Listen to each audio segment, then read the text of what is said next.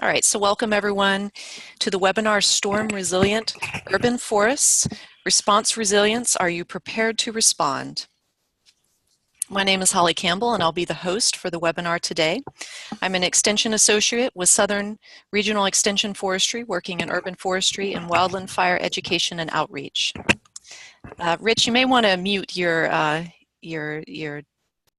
sound there, getting a little noise coming through. So as part of the Cooperative Extension System, our office, the Southern Regional Extension Forestry, develops educational products and resources to support regional forestry and natural resource programs across the southeastern U.S. region, such as this webinar today. So our website is sref.info if you'd like to learn more about what we do, and that URL is located in the top right slide here. I'd like to thank the UGA, University of Georgia Cooperative Extension, for co-hosting our Zoom webinar today. Our presenter today is Dr. Richard Hauer from the University of Wisconsin-Stevens Point. Before formally introducing Dr. Hauer, I'm going to provide a short introduction.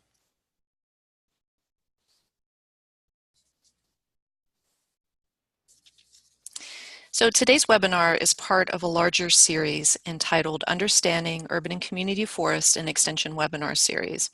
The series was planned by my office, Southern Regional Extension Forestry, with input from several cooperative extension, urban and community forestry experts in the Southern region. This slide includes some of the planning partners for the series. Their input on key topics and speakers for the series was completely essential in its success. The series is designed for educators. However, each webinar in the series may also be relevant to natural resource managers, other educators, arborists, urban foresters, and more. So regardless of your work focus area, all are welcome to join in today's webinar and all webinars in the series. So the goal of the series, which includes 12 webinars in all, is two-part. One, to increase extension educators' knowledge of research-based urban and community forestry information, and two, to provide educational resources to support delivery of that information to the public. So ultimately, the series aims to increase Extension's role in urban and community forestry education and outreach. This slide includes some of the webinars in the series. I didn't have room to include them all, but as you can see at the bottom there, if you'd like to learn what other webinars are going to be in the series, you can go to our website, sref.info.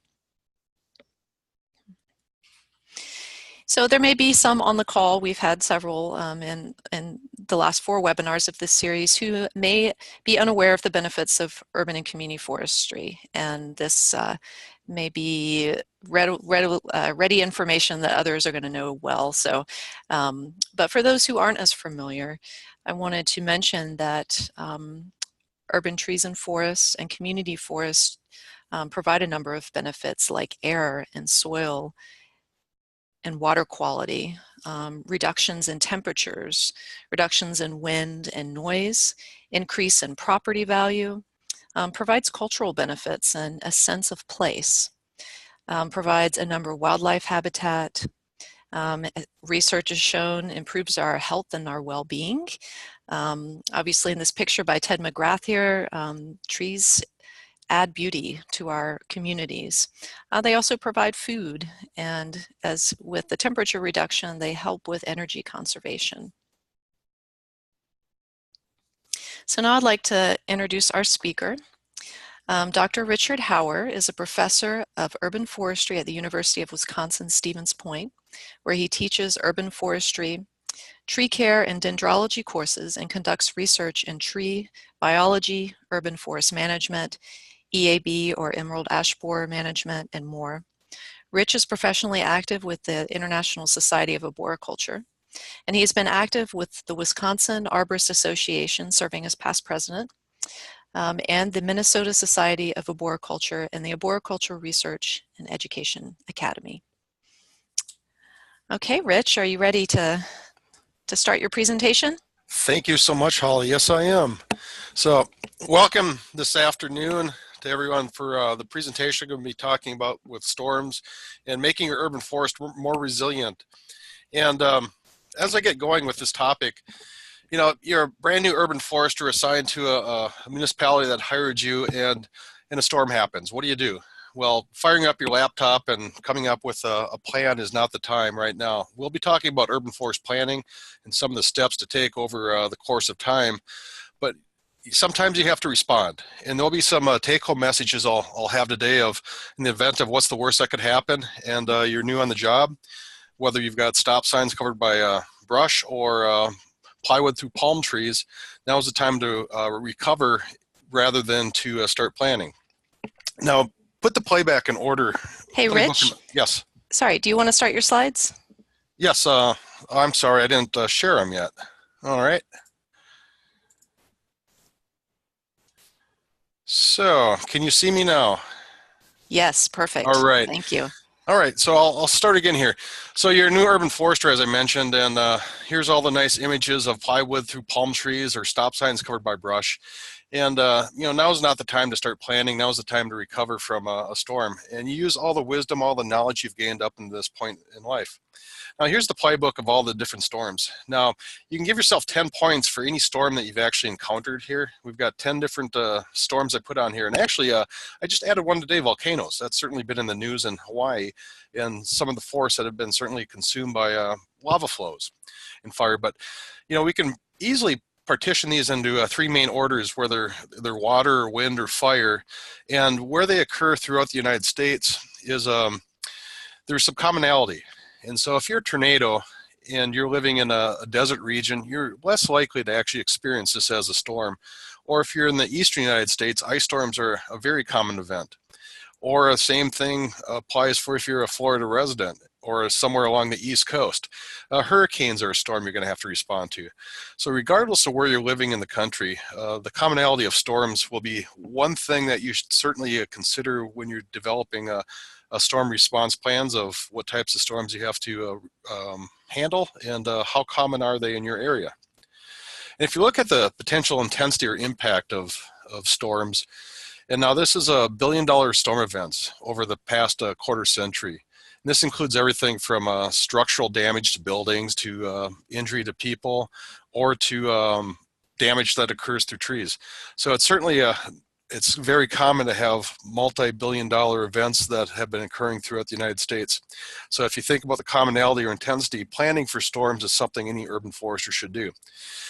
When I think about planning, I also think about what are some of the basic ingredients. And so if you had to just come up with a short list of things that you really have to consider in responding to storms, certainly clearing travel corridors, getting from point A to point B, whether it's getting to a hospital or getting traffic through town, these would be priority areas to consider.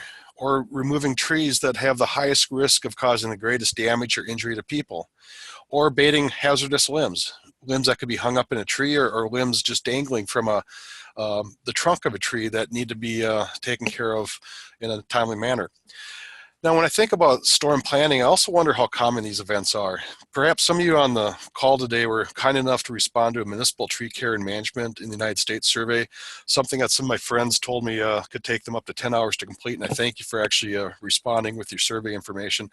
But one thing we actually learned from this is actually it is becoming much more common for communities to incorporate in their emergency response system trees, which is encouraging. I can think back to some of my early career days working in Minnesota, and we had some major storm events that occurred in 1999. And one thing that we learned from that storm was very few communities actually had storm plans. Only about 9% of the communities in Minnesota had plans. After that major storm event year, it doubled in size to 18 communities, or 18% of the population. And so the United States, this was the first time I could think of this question being asked, and we found out that 55% of people live in a location that storm planning isn't considering trees, which is very, very encouraging. Now, you don't always have to invent the wheel when you deal with storm planning. When I give talks on this topic throughout the country, I always like to customize things. And it's been really challenging to actually find really good disaster debris management plans out there. However, there's a wonderful one from Connecticut. And you don't have to, again, reinvent the wheel, but they provide some really good expertise on ways to deal with debris and the management of that during disasters and how to recover from them. Or this classic by Lisa Bourbon, You know, this was 25 years ago when Lisa came out with the Storms of the Urban Forest. So this is a phenomenal publication that provides a lot of basis of things I'll be talking about today and beyond. And one nice thing about this publication is not only is it relevant today, but we're also updating it to even make it more relevant. So by about midsummer, there'll be the updated Storms Over the Urban Forest, which has 3 chapters in it, talking about what's at stake from a storm, best practices to undertake to protect or increase the resiliency in your community for storms in your urban forest, and also then preparing once disaster does happen, how to recover from it. So again, pointing you in the right direction of a couple excellent tools that you can use, resources. The Storms of the Urban Forest is one of them. Now in this publication, you know, and I probably am preaching to the choir here of the importance of the role of arborists, but part of a publication like Storms of the Urban Forest, or you as educators, is to tell people the importance of not only credentialed arborists, but also the role that a credentialed and certified arborist could bring to a community. Certainly they have the expertise not only to prepare emergency plans or to assess the risk of trees for potential failure prior to a storm, but also ways to document and communicate, educate people, and also inspire. You know, getting people fired up of why trees are important and why it is important to actually maintain them. And certainly Holly gave a really good introduction to the importance of trees. And just over the past, in my time period that I've been involved in urban forestry over 30 years now, of just our knowledge of the value of trees, whether it's from managing ecosystem components such as stormwater, or increasing the value of property, or providing, you know, the sociological and health benefits of the urban forest, which right now are, in my opinion, one of the pioneering areas of why trees are needed in communities. But also important is trees are infrastructure. Now, we're making this point actually in that updated Storms Over the Urban Forest publication. And as I've been traveling around the country, I've been liking to ask this question. And I could ask you right now, are trees actually infrastructure? And one thing I can tell you is I would think so. And when I ask lay audiences, I'm really surprised of how many people say, yes, trees are infrastructure. Because if we think about trees and as infrastructure, most people might think of electrical lines. They may think of public schools as basic important needs. But lay people are actually also, it's not hard to convince them. They actually tell me that, yes, trees are infrastructure. Interesting enough, my practitioner and urban forestry friends are less likely to say trees are infrastructure. Not that we don't think they are, but I think sometimes we misunderstand maybe the general population. They do get some of these important benefits. Now, when I also think about urban forest management, it's just not planting trees or maintaining trees or doing emergency response or tree risk management as isolated components. They're all an integrated, important part of managing the urban forest.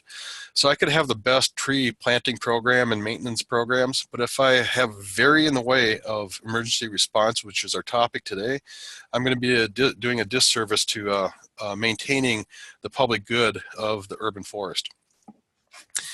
Now, you can also think of any year, and I'm sure everyone on this call could think of a time period in their life where storms came through and caused great havoc and destruction, not only to property, but to the urban forest.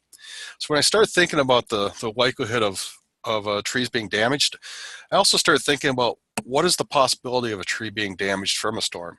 Now, my good friend Gary Johnson from Minnesota has got his, as he likes to refer to, his Jolly Volleys, his volunteer tree care advisor members, that after a storm occurs, they go out and collect information. And what they found is actually over thousands of trees that they've looked at, over scores of storms, that about 84% of storm damaged trees could be associated with a pre-existing defect. You know, very similar to our human health, where pre-existing defects are predictors of potential health issues later in life. Our urban forest, we have pre-existing conditions that we can easily account for and perhaps correct very early on in the tree's life, and we'll be talking about that later today. Getting back to the planning part. Now, every one of you should know that emergency management is an important part of developing the resiliency of communities to maintain some sense of integrity after a storm. Whether, again, it's a tornado that destroys buildings or that type of windstorm that also knocks down trees. Incorporating trees in these emergency management meetings is very important. One, perhaps I could say, encouraging outcome of our municipal study was only about 26% of people live in a place that emergency managers are considering trees. And certainly when storms occur, trees are one part of the urban forest or one part of the community's infrastructure that can be damaged. And not including this vital resource in the planning stage is, an unfortunate reality of where we're at right now.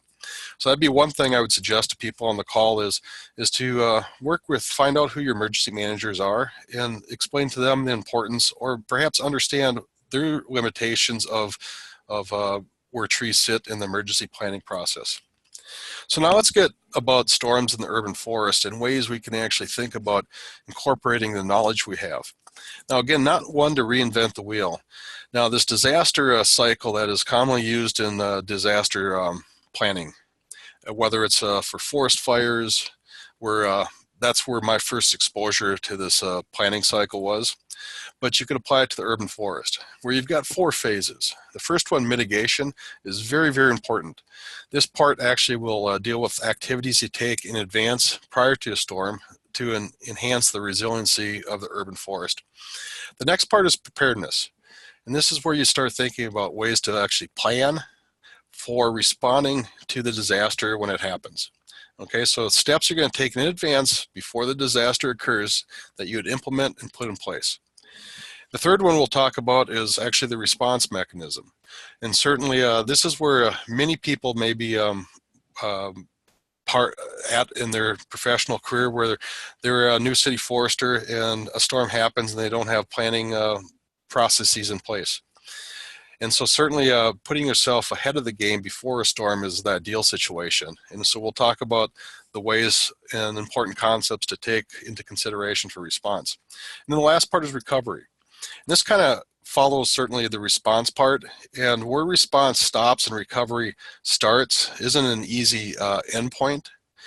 They kind of flow into one another. The recovery part, basically what happens is over time, you're going to get the community back to some sort of normalcy, where there may be a minor piles of brush that you still have to somehow work to eliminate.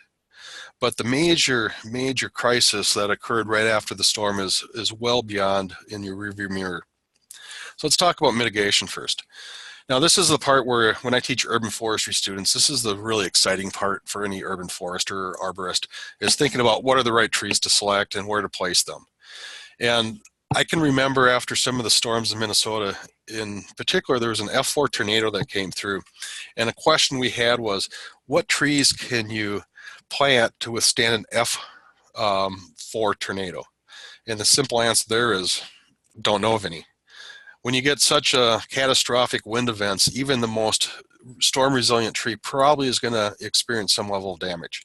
However, most storms are not to that level. In my work with actually trees and ice storms, one thing we know from there is trees that have a finer branching pattern, they accumulate more ice or more likely to break. A good example in my region is the tree Siberian elm. It has such a fine branching pattern that after a storm of ice accumulation occurs, these literally are destroyed. Of all trees I know of in the Midwest, this is a magnitude beyond most all other trees for getting damaged after an ice storm. So I wouldn't recommend perhaps planting a tree like that in ice storm regions. However, one thing we also learned was when you look at the entire urban forest population, probably every tree has some Achilles heel, and so probably tree diversity is your best solution here. It's certainly in an ice storm region, don't have all trees that are finely branched. Have a mixture of some trees that are finely branched because they provide some benefits that may resist other events, but also have some coarse structured plant material, which certainly has a lower ice accumulation ability and is very resilient to ice storms. The next phase is tree planting establishment. And certainly if you'd ask me, probably one of the most important things you can do for urban forest management is get the structural root system, the roots that come off the stem, at or slightly above the soil line. And this is something that many of you perhaps already know, that a deeply planted tree will result in root systems wrapping around the stem, or called stem building roots. And the other part is establishment, proper watering. Two important things to get a tree started, but also actually the structural pruning, starting from a young age, where you're pruning the tree for structure. And we'll talk about that in one slide later on. The next part is tree maintenance and tree risk assessment, all very vital, important parts of this mitigation phase. Now, here's the image that complements of Ed Gilman's work, where if you think about codominant stems, eliminating these at a young age. There's some research from Melbourne, Australia, that found that structural pruning at a young age provides about 15 times greater economic value than trying to respond to it about 10 years later, of trying to prune out larger limbs and recover from these defects. So structural pruning, just like children, from a young age, forming them into good habits is the best thing we can do for tree resiliency. All right, let's get to the disaster cycle.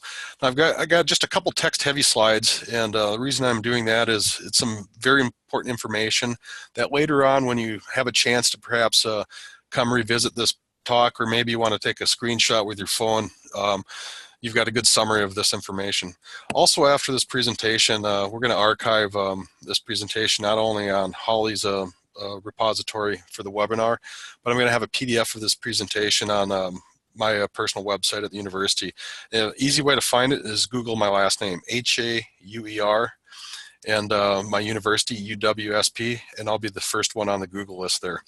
I'm the only Howard that teaches forestry at UWSP, so we have that going for us. So staff liaison is an important part in the preparedness part. Like anything in life, when you have too many people that are trying to either tell others on what we should do at a given time, we run into chaos. So having important people lined up that are the points of contact that set up the line of communication of who does what and when is very important. So identifying this up front before storms occur is very important. Also being able to communicate this with others. Having the plan, the plan before the storm, how you're going to clean up, or what type of regulations maybe you have to deal with. My early career days, we could actually burn brush. And that's not certainly a situation you could probably do in many large metropolitan areas because of air pollution regulations, or maybe how you actually salvage trees and repair them, or mobilization agreements you have with people or companies to actually come in to bring equipment within a period of time, let's say 24 hours, that company A will be there to help recover from the storm. Plan coordination, again, who assigns, who has the responsibility to avoid the conflicts that may occur. And updating the plan. It's amazing how phone numbers can get changed. And I used to manage an Oakwood consulting list in the state of Minnesota, and one thing I did every year is I'd call everyone. And I'd call them and say, well, I just want to say hi, I just want to make sure your phone still works. And they kind of laugh and they go, oh, updating the Oakwood list. Yeah, again, making sure that your information is timely and is up to date, so when a storm occurs, you don't have to find out, oh, the phone number doesn't work. Also providing training. Now, this is something that you could go through a mock exercise of what to do in the event of a storm. I remember working for a municipality and actually snow removal for the wintertime. We'd get the trucks loaded up with the plows, and no snow was actually on the ground yet. And we'd actually drive a plowing route to see if it had changed from the year before. So providing training, and it doesn't have to be a multi-week activity. It could be a half a day. It could be a couple hours. But going through the motions on how to actually prepare and then put this into place. This also, seems kind of complicated. Sometimes we overplan, and all I can say is develop a plan that works best for your situation, regardless of your population. It could be all in one urban forest management plan. Your emergency response system could be an appendix. Or maybe you're a large enough town, let's say the city of Minneapolis, where having a standalone emergency response plan makes sense for that community. Or how you respond to debris. Maybe it's a standalone document, maybe it's part of another plan. But again, the key concept is develop what works for you with some of the lessons I'm talking about today. Tree inventory. You can't overestimate the importance of the knowledge of where trees are located at. So for example, here's an image of canopy cover in Tulsa. And if I was in the southeast part of town, and a storm came through there, I'd be feeling perhaps a little more fortunate. Not that I have fewer trees in that area, but I have less debris to perhaps deal with because that's where the storm occurred, compared to the northwest part of town, where a canopy cover is quite significant. In the response phase now. Now, it may seem very obvious that you need to consult and find your emergency plan, but can you do it? And even more importantly, do you have a paper copy? Is it electronic? Where is it located? If you got an electronic copy, what computer do you have it on? Is it in your city server? Does electrical power even work? And so actually, I would recommend perhaps having it in multiple locations. In this case, you have redundancy built into the system. So if you need to find your plan in a timely manner, you're more likely to have that happen. Plus maybe a one-pager of the contact list. And so maybe you have like a professional sports team where they have their entire playbook summarized on 2 sheets. You could do the same thing with emergency response. We have the most critical key components in a format that works very well to find this information in a timely manner. Identifying electrical wires. And I always suggest to people that assume every wire is hot. And unless you're trained in electrical lines and working around those, or you happen to have a pair of hot gloves. I have an electrician friend of mine that he was taking a hot wire off an old farmhouse I had, and I asked him if he wanted me to disconnect from the utility pole. He said, "No, I got my hot gloves on." And then he proceeds to climb up his aluminum ladder to touch this hot wire and pull it off the old house. And obviously he knew what he was doing, but you would never recommend getting on an aluminum ladder to touch hot electrical wires. But he had gloves that he knew what he was doing working around electrical power. Then putting into play actually the response plan. And I like to sometimes call this triage and not the TRI, the TREE. And so the triage phase, which I'll talk about briefly next, is a debris clearance, and then steps to take with removing and disposing of the debris. So how do they differentiate clearance versus removal and disposal? Well, to me, if I think about clearance, I may think about this tree risk management map that was put together for our tree risk U.S. Forest Service publication in 2003. And you have red roads here, and you've got white roads. The red roads are primary. These are major highways, major roads throughout the town that you would need to clear debris from first. It's getting people to hospitals. It's getting people to the police station, the public works officials, and how to get staff to those locations. So taking your city and actually identifying ahead of time, what are your primary roads that you need to deal with first? And having a map that you can then actually have perhaps a paper copy, or it could be electronic, that you then collect the information to say, yes, we've cleared from the southern part of the town all the way up to the county and city police departments. We're now going to proceed next from this location to the northeast part of town. And you're also part of a big picture here. You're just not an isolated individual. Having a plan in place where you have agreements with various tree care companies, whether they're national or local. Having agreements with local communities. So maybe in the event of the storm, you're blessed by not getting hit.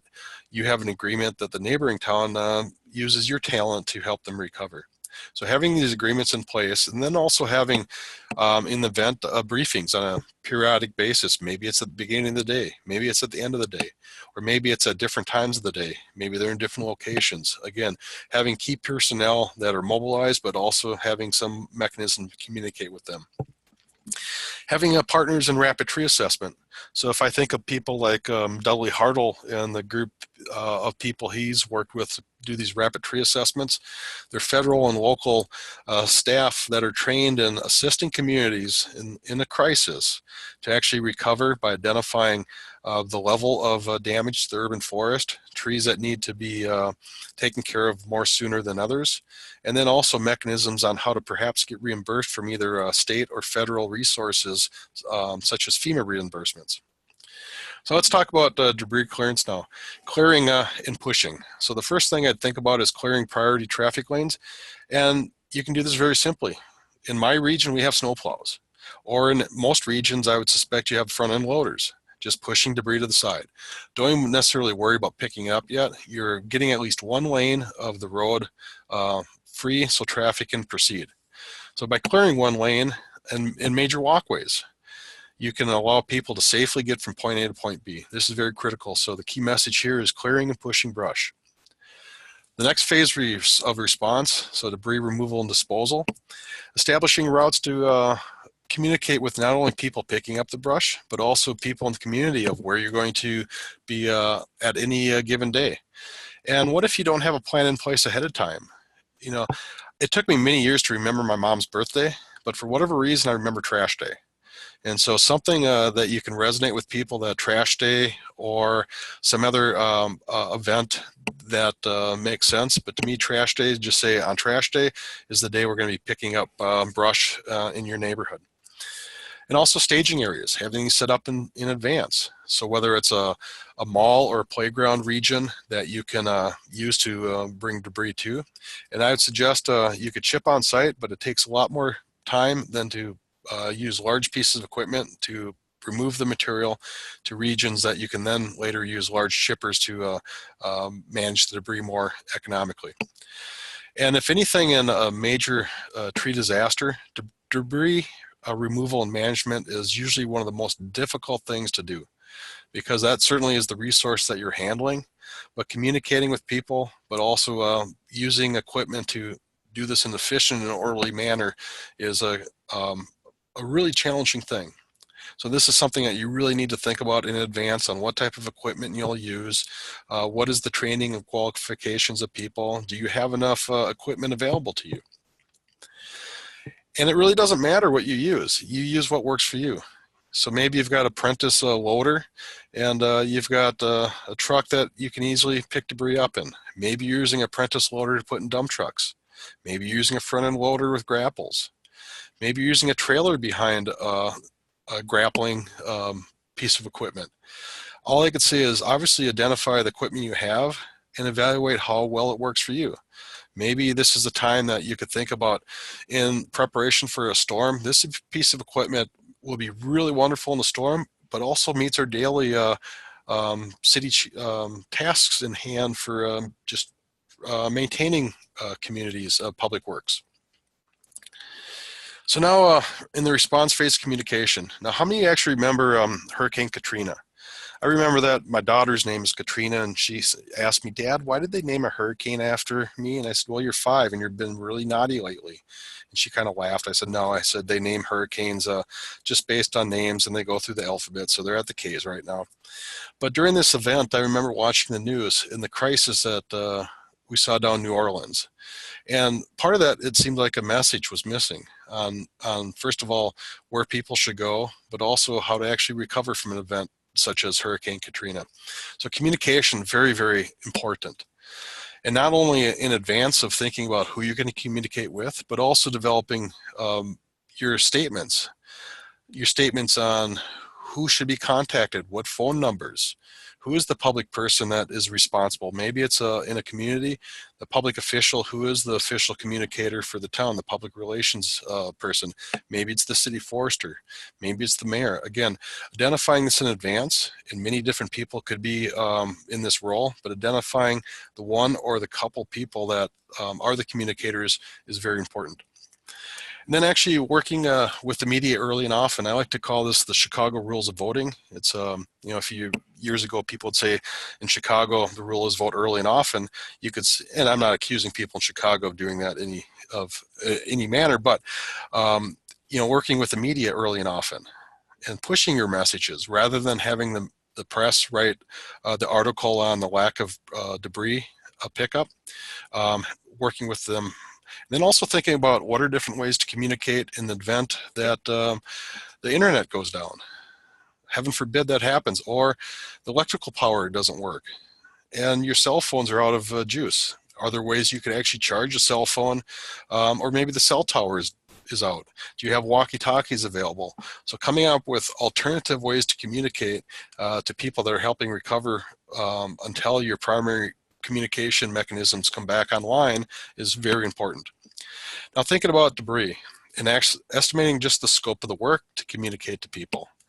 And so after storms happen, you know, I'm still a kid where I like to go out and see, you know what happened and get a sense of how much time it would take to recover from a storm. But the general layperson probably has very little understanding like we do of how much time it will take to actually recover from a storm. And so as an urban forester, giving some context, but also understanding not only how to communicate with people the scope of work, but to actually give comparisons. And so now I'm not a Florida resident, but I remember hurricanes like Wilma and Irma, and knowing something about debris.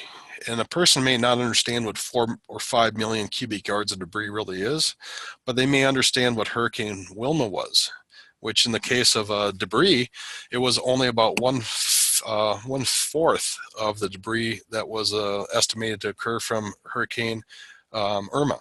So giving this mindset to people of a comparable of this is 4 times worse than a major hurricane that occurred 10 years ago is very important. Putting a face to the recovery. And so this is Johnny Lopez. He's your savior. He's going to be picking up brush. Letting people know that these are contractors working for community, or maybe they're public works officials that are helping recover. So people understand that people in their neighborhoods are actually legitimate folks helping recover from a storm. All right, let's go to the recovery phase now. So we've been beyond our mitigation, our preparedness. We responded early on. Now we're in the tail end of the storm planning process recovery. So we can start thinking the brush is cleared, it's picked up in major areas. We also have trees to identify for risk, whether it's a tree that needs to come down because it's split down the middle, or perhaps it's a tree that has very little concern in the near time for any repair work that may be needed. Maybe updating a tree inventory is possible because you're keeping electronic records. So as you're doing your assessments, you're prioritizing the work that needs to be done. You're collecting electronically and it's going into your main database. Maybe you don't actually have that ability to actually update records electronically, and keeping paper records are one mechanism. But regardless of somehow taking information and putting it to use later on is very important. Now there's a lot of important past publications that have been developed. So there's a wonderful one that was developed by Dave Bloniarts in the Northeast United States on storm damage assessment for urban trees. Now this publication, I believe, came out about 20 years ago, but it is as valuable then as it is today. And it talks about assessing potential impacts pre and post storm. Now a lot of this technology has also been encapsulated into iTree Storm. Not sure if anyone on this call here today in this webinar has actually used this tool. And it does give you the ability to actually estimate debris, and it's based on sampling. Now you could estimate potential debris by having a complete inventory, or you can do it by statistical analyses using samples.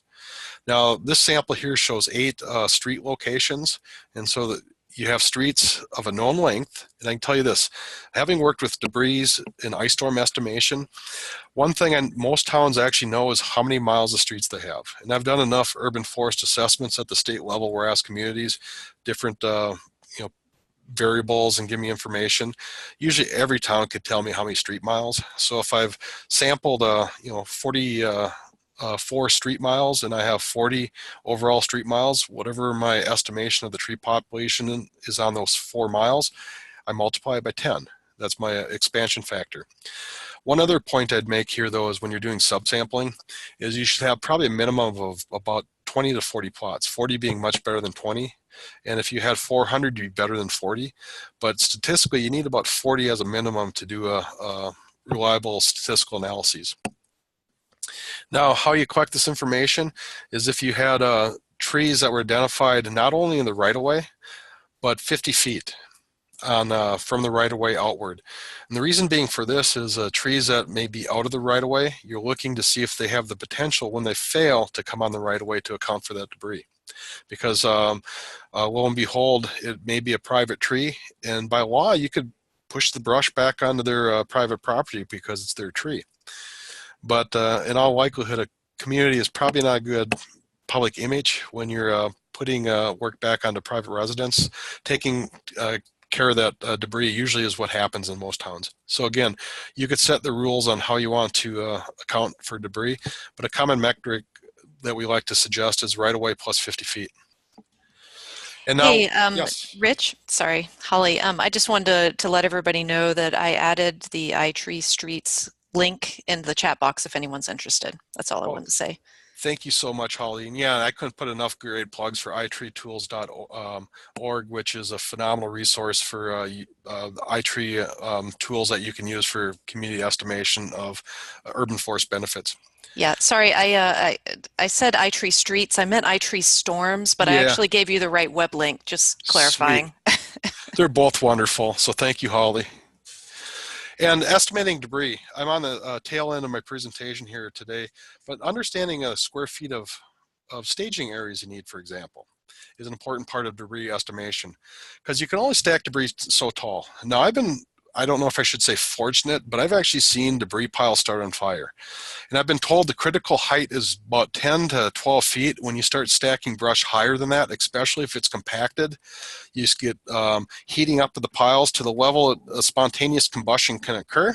This is actually one easy way to get rid of your debris. However, your state emergency pollution agency probably will have something to say to you if you have all this smoke going over major metropolitan areas. So actually avoiding this from happening is probably a good idea. And so how much debris are in piles? Again, communicating to people, working with contractors, and actually estimating how many contractors you actually need. Perhaps the technical expertise. The debris removal exceeds our capacity or our knowledge. How many trucks do you need? And so actually estimating debris, I could just end right here and say, here's a slide. This is actually a pretty good rule of thumb that Dudley Hartle put together, that based on the size of the tree, whether it's centimeters or whether it's inches, you can get an estimation of how much debris. But there's also some really cool publications. And here's one untapped resource that I've yet to see anybody put into a tree inventory system, which you should be able to easily do. There's equations. And actually, this is the part after lunch where you could probably go horizontal because we've got math involved, but it's actually quite simple. It's a regression model. To understand how much debris volume you have, you multiply debris, or excuse me, diameter of a tree. In this case, it's actually, these models tend to be in the metric system because that's just what we do as scientists. And I'll tell you a way I actually get to the English units here because we like to usually deal in cubic yards. But anyways, your diameter times, or you can raise that to 1.95. It's that y over x feature on your calculator that you've perhaps used before. Multiply it by that 0.000197 and multiply this by height raised to that same power coefficient. And lo and behold, for whatever tree you're modeling, in this case it's a 15.8 inch tree, but I'd put in the 40.1 centimeters and 13.4 meters for that 44-foot tall tree. I get an estimate of about 1.5 cubic meters. And actually, if you didn't know this, there's 1.31 cubic yards per meter. You multiply that together. In this particular tree, you get almost 2 cubic yards. And this stuff varies by species. And so depending on species, there's different models out there. Again, the publication I showed you by Greg McPherson and McCall actually give you all these models that you could use. I'm just going to illustrate a quick case study at my university, University of Wisconsin-Stevens Point, using this area on the right, which is our old main building, which is the main administration building. This is actually, by the way, an urban forest that's been managed for over a century now. Beautiful tree population, wonderful trees. When trees die, new trees get planted. Well, anyways, our entire urban forest, we inventoried last year. We got a little over 1,700 trees, on average 8.4 inches. And we got an estimation using the models I just showed you of a little over 1,700, almost 1,800 cubic yards. Okay. Now, if I want to know staging area, and I know in a square mile, there's 43,560 square feet, and I use a 10-foot tall pile, and I divide by 27 because there's 27 cubic feet in a cubic yard. This is the total yards I get, and I need about a half or a tenth of an acre of a staging area. So again, knowing how many trees, in the worst case scenario, if all trees went down, on our campus, we only need about 0.11 acres to handle all this debris. Now, I like dealing in dump trucks, and if you got 12-yard dump trucks, you need about 150 of these loads to take care of all your trees. Now, we had a storm recently happen on our campus about a year ago. It was actually a major straight line wind event. 60-mile-an-hour winds came down. It was also kind of gratifying because we did some tree risk assessments in a class I had, and actually the trees that we suggested were going to fail and where they're going to fail actually happened, so I felt kind of vindicated. But anyways, going through our population again, the population I just told you about, we don't have 12-yard trucks, we got 5-yard. So the math is still the same, whether it's 12 or 5, using that size equipment, and we need 354 dump trucks. So again, the worst case scenario, the storm knocked all trees down, we have a sense of our level of work that needs to occur. Now, on the same staging area, okay, we had used, regardless of size of truck you're using, you still need the same square area. However, our storm only took 120 trees. It was about 7% of the population. And estimated wise, it wasn't the almost 1,800 cubic yards, it was 124 yards. So easily after the storm, we had a count of trees. We had kind of a sense of the size of those. And what's kind of neat is if you look at the staging area, is we only needed about zero point 0.1 acres to handle all this debris. Now I was cutting up some wood with a colleague of mine back by this debris area, and actually I looked at it and measured it. It was actually 20 by 30 feet in dimensions by about 10 feet high. And actually if you do the estimation of the actual size versus what we estimated from ahead of time, they're pretty much spot on. Now, I'm not saying I'm just wonderful at this estimation, and this is all kind of conceptual information that needs to be tested in the future. It'd be a great research project sometime to easily develop a module, perhaps an iTree, that you can estimate debris by using your urban forest inventory and using these biometric models. But again, our estimation of how much debris area we needed versus what we actually occurred were pretty close. Now, the last slide we'll have before I go to questions and answer is money. Who doesn't like money? And actually, there are various states, for example, in Wisconsin, we actually have encapsulated in our urban and community forestry program grants for recovery from storms. Now, not all states have these, but if you do have these or you rise to the level of a FEMA disaster declaration, know what sorts of regulations and your compliance work and the paperwork you need to have in place ahead of time, because there's nothing worse than having this anticipated money to help recover and you goofed up on some of your paperworking. So again, having this knowledge ahead of time and working with your grants people to make sure that you're collecting the information that you need. I thank you for your time. I'm going to stop here and I'll turn it over back to Holly, who's going to be the MC on our questions and answers.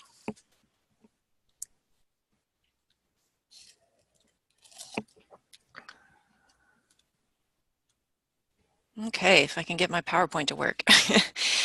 All right. Looks wonderful, so Holly. Great. Thanks. Thanks, everyone. And thank you, Dr. Hauer, for these incredible resources and information that you've shared through this webinar. And I look forward to going back through the archived version. So as mentioned in the beginning of the webinar, we have a Q&A box. And I would love if anyone has questions for Dr. Hauer, please type those questions in the Q&A box instead of the chat box. That way I can only have to track one thing at a time. But while you guys are typing your questions in, I wanted to go over some information on this slide. For those who joined later, again, we had Dr. Richard Howard from University of Wisconsin-Stevens Point do our presentation today, our webinar today. And he does welcome questions if you have any after the webinar, so he's listed his email address here. If you have any questions about the webinar in general or the webinar series, feel free to reach out to me about some other questions about logistics, et cetera, et cetera. If you want to learn about all the 12 webinars within the series, please go to sref.info and you'll see a link there to go to the entire series. Let's see, so this webinar today was part of a two-part webinar, and the first part of this webinar was held on April 24th, and that was presented by Dr. Eric Wiseman of Virginia Tech. That webinar is archived, and if you give me just a second here, I can pull that up in the chat box, and I have this link. You guys will see the link right there. So I'm linking you to where you can watch the archive version, which is still available for ISA and SAF CEUs. And as mentioned, this is a 12-part webinar series. Our next webinar in the series is listed here on the screen by Dr. Brian Wolignac. I should probably learn how to say his last name before I introduce him, but he's going to be talking about promoting urban and community forestry through staffing, volunteer groups, tree boards, and ordinances, and that'll be on June 12th at the same time, 1 p.m. Eastern. All webinars are going to be archived, including this one today on forestrywebinars.net. Give me a couple of days, I will get it up archived and online. And we have, if you're not looking for CEUs, we would love if you take our short satisfaction survey after the webinar concludes. But if you have elected to receive CEUs, that includes ISA, SAF, and we also are offering Georgia Master Timber Harvester CEUs, you want to return to the forestrywebinars.net open browser window that you should still have open, and that'll take you through step 2. Okay, let's get to some of these questions. Well, I like the first question, Holly, on the Wild Horse Brigade. Okay, so Yeah, I have to admit, whoever asked that, I didn't think it was an actual thing, and I looked it up while you were speaking, Dr. Howard. It well, I've actually heard is. about it. So go ahead. I'm not an expert in the Wild Horse Brigade at all. We have sheep at our farm, and they do eat grass. They occasionally eat some vegetation. We have some cattle that graze at our pasture. They also eat vegetation. This is kind of intriguing, actually, using various animals. People use goats in our areas for invasive species control. But I could certainly see this being a tool to reduce the risk for fire by using those to perhaps create wild horse breakages. Whether it works up here, we don't have much of a concern usually with fire. Our area in the upper Midwest, we do get fires in the spring, but usually by the time right now where we actually have spring and things have greened up, the fire risk goes down greatly. But I like that question. I wish I could answer it much better. Or I wish we were in a live audience where actually someone in the audience could give us greater details. I Uh, wasn't sure if that question was trying to maybe transfer horses being used for some of the down debris from trees, but I wasn't sure if that was sort of what horses would want to eat, but I'm not an expert well, on that could be. I just horse wasn't wise food. enough to pick up on that, Holly, where I could see. I've got a former student who's a horse logger, so uh, actually I've never thought about using horse in recovery from storms. So So, I see you probably have the Q&A open. Do yeah, I you do. want to, okay, if you want to Yeah, see the actually, question. I agree. There's a question on don't rely on hot gloves. I agree, and I hope I wasn't making that statement. I was my electrician friend who's very knowledgeable. I th- um, I've been doing electrical work since I was a kid. I won't go into the details, but one thing I learned when I worked with my expert electrician friend was how little I actually did know. And it puts me in this position where, as arborists, we know a lot about trees, and the general population we work with obviously often knows much less than we do. So, how do you easily communicate when things are not being done accordingly with trees?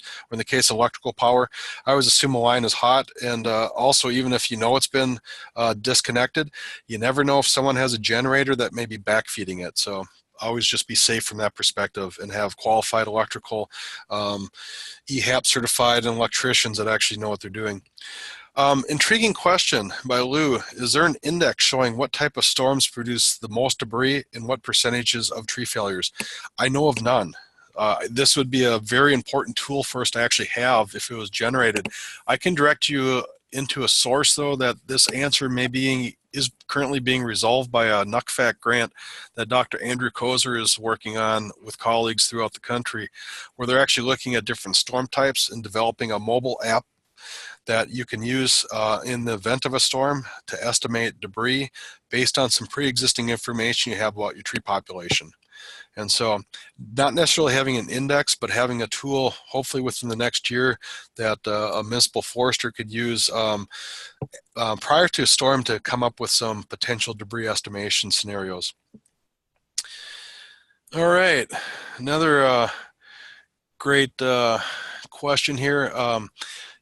It's about recommendations the city forester could give to companies that are still doing tree topping. Do you have any valuable document to dissuade these folks from doing that? Yes, A300 Part 1. So our national standards for tree work in this country has shalls and shoulds. Shoulds are kind of suggestions like you should not exceed the speed limit because you may get a ticket. Actually, the law probably says you shall not exceed the speed limit. But we think, what's an extra 10 miles an hour going to do? Well, it could get you a ticket. In the case of tree topping is one of those shalls. Thou shall not top a tree.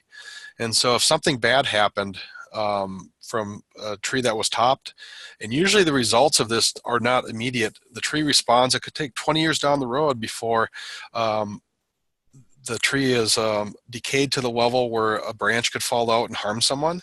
So it doesn't happen immediately, but we know from national standards that it's improper tree work.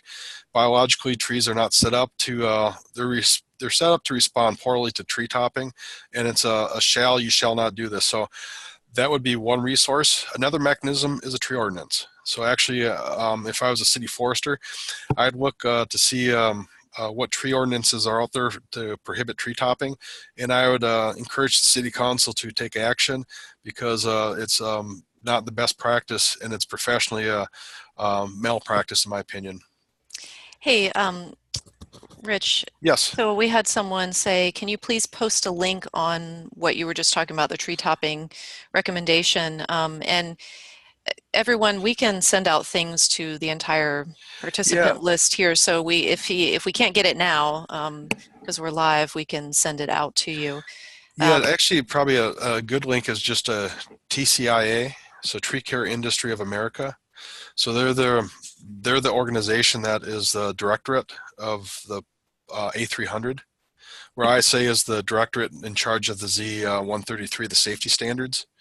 TCIA is the lead organization for doing all the A300 work. And also ISA, you can buy these publications from ISA or through a TCIA, Part 1, for example. They cost about $15.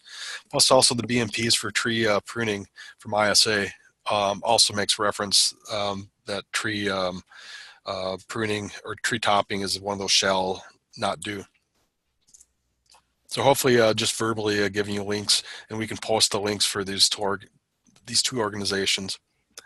So someone has added on the Q&A is to please send them a certificate of attendance. As far as logistics, if you go through part 2, if you need a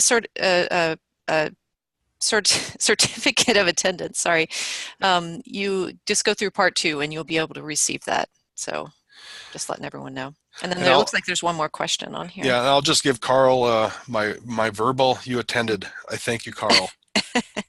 You get 100% attendance from me. So I was looking, and I saw you there at the beginning, and you're here at the end. So last question from that, and this is probably the last question we have time for. Are your debris calculations based on volume before or after chipping? Actually, before chipping. These volume estimations are based on picking up brush and putting it into a truck and basically compressing it with that you normally do with, let's say, a grapple. If you've got a piece of equipment like a Prentice, and I'm not name branding here, but often we call them just Prentice trucks, even if they're not Prentice equipment. Comes from a town in Wisconsin, actually Prentice, where they were first developed. But that or a front end loader with grapples. So you're trying to maximize how much debris you have in a truck, but it's unchipped material. So the debris estimations that McPherson came up with, those actually, I'm sorry, those ones would be similar to a whole wood that was chipped up. So I correct myself on that one. Okay, Rich, there is one more question in the chat box. Yeah. And so let me scroll back up here. I think we have time for this last one. Yeah. Any advice on working with FEMA to see trees as infrastructure for post-disaster funding? Oh boy. One thing with regulations, they often change with administrations. So my understanding is, and I'm not an expert on the FEMA regulations, one person I would perhaps consult you to is Dudley Hartle with the Forest Service. But they have gone back and forth on trees as infrastructure, and I would say right now, yeah, they do consider trees as part of a storm event that is a city can get funding for. But one thing that they've actually been proposing and on the committee for developing the storms over the urban forest, there wasn't a solid answer that we quite had yet was, do you actually have to have information before a storm of your pre-existing conditions or your inventory? And so one thing I would suggest is actually having an inventory would help you in this matter. If the call would say, well, you had no information of your asset level beforehand, therefore we're not going to reimburse you for the after the fact, because you can't kind of differentiate what you had or maybe brought from a community outside of your area. So having an inventory would be useful from that component. All right. Well, thanks to everyone for joining the webinar. And thanks again, Dr. Hauer, for this excellent overview of what to consider in emergency response and recovery in regards to urban trees and forests. We really appreciate you doing this. Well, thank you for asking me, Holly. Sure. Okay, everyone, have a great day. Bye now. Bye-bye.